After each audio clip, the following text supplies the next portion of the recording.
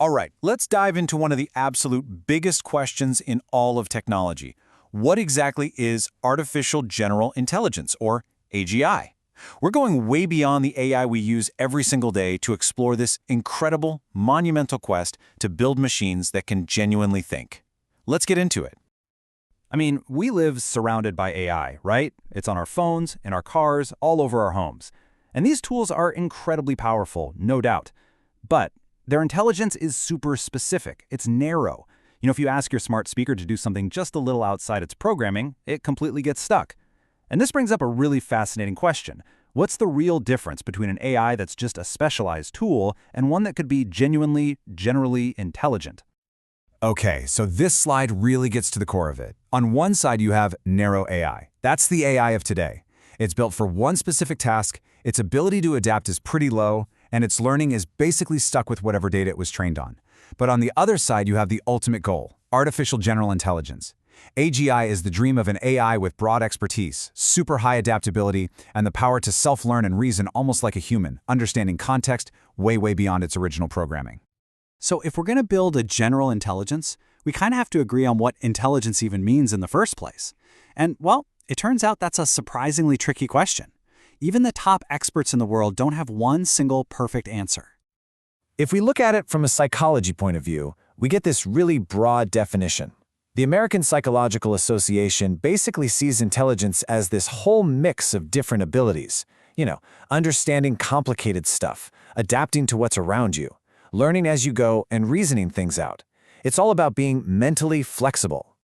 Researcher Pei Wang adds this really crucial twist. For him, it's about being smart when you're under pressure. Real intelligence is how a system adapts when it doesn't have all the answers or all the resources it needs. It's about solving problems out in the real, messy world. And then, from one of the pioneers AI, John McCarthy, we get this computational angle. To him, intelligence is, at its heart, about using computation to achieve goals. This definition is so important because it builds a direct bridge from the abstract idea of a mind to the nuts and bolts reality of a machine.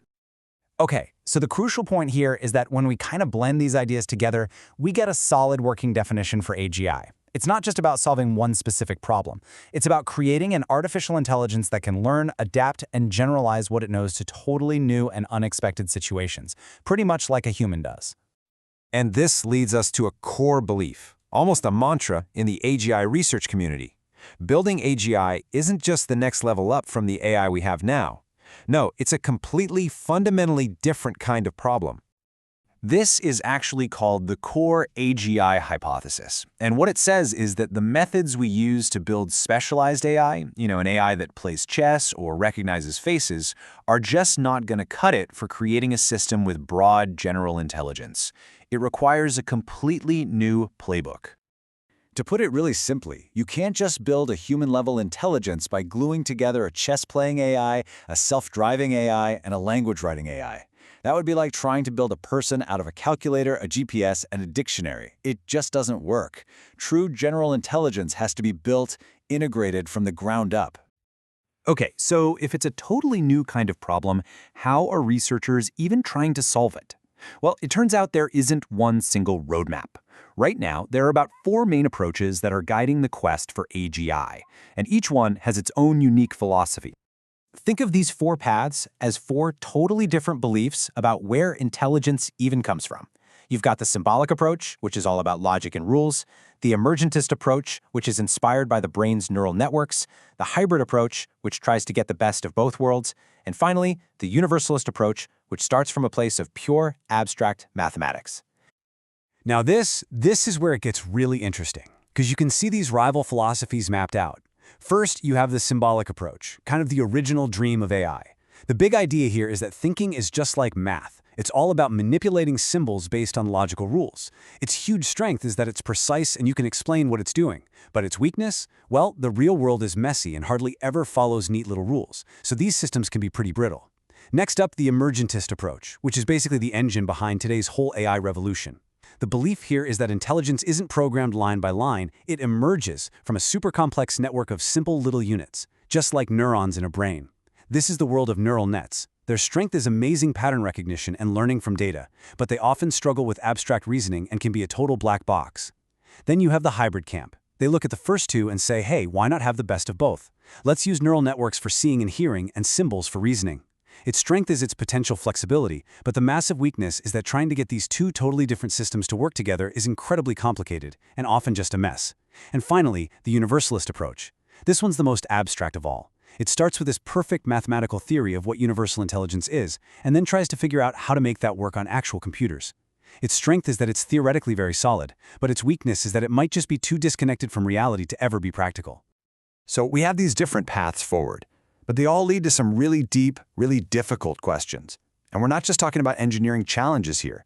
We're talking about fundamental problems and how we would even measure what we're trying to build.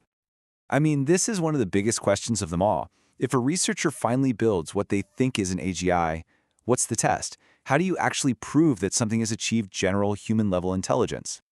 There are a few famous ideas out there. You've got the classic Turing test, which asks if a machine can chat so well that it fools a human into thinking it's also human. Steve Wozniak's coffee test is way more practical.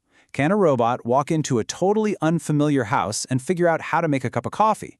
And some are even more ambitious, like a robot having to enroll in and actually graduate from a university. But you know what's even more of a mind-bender than the final exam? It's measuring progress along the way. There's this hypothesis called tricky cognitive synergy, and it suggests that a system that's, let's say, halfway to becoming a true AGI might actually be worse at simple tasks than a narrow AI designed just for that one thing. A developing general mind could be super clunky and inefficient before all its pieces finally click together. So how do you even know you're on the right track? And that brings us to our final thought. The whole quest for AGI is not just about building smarter tools, it's about creating something that can learn and adapt and grow entirely on its own. And that forces us to face some of the biggest questions imaginable about intelligence, about consciousness, and about our own place in the world. If we actually succeed, we won't just be building a machine, we'll be starting a conversation with a whole new kind of mind.